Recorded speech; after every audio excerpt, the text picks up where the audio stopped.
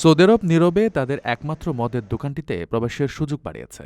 এতদিন কেবল অমুসলিম কূটনীতিকরা এখান থেকে মদ কেনার সুযোগ পেতেন।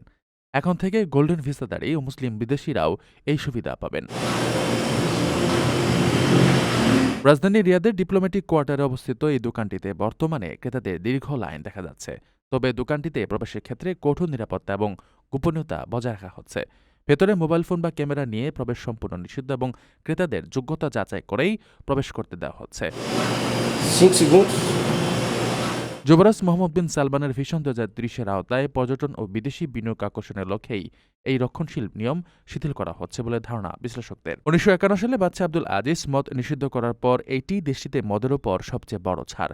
তবে দেশটির সাধারণ জনগণ এবং মুসলিমদের জন্য মদ কেনা বেচা ও পান করা এখনও কঠোরভাবে নিষিদ্ধ এবং দণ্ডনীয় অপরাধ।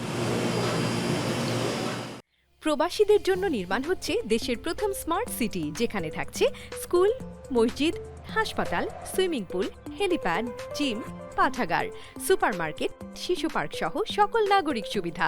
মালিকানা শেয়ার মাত্র 5 লাখ টাকা। প্লাটিনাম ইনভেস্টরদের জন্য ঢাকা বিমানবন্দরে ভিআইপি প্রোটোকল সুবিধা। বিস্তারিত জানতে যোগাযোগ করুন স্ক্রিনে দেয়া হোয়াটসঅ্যাপ বা ইমো নাম্বারে।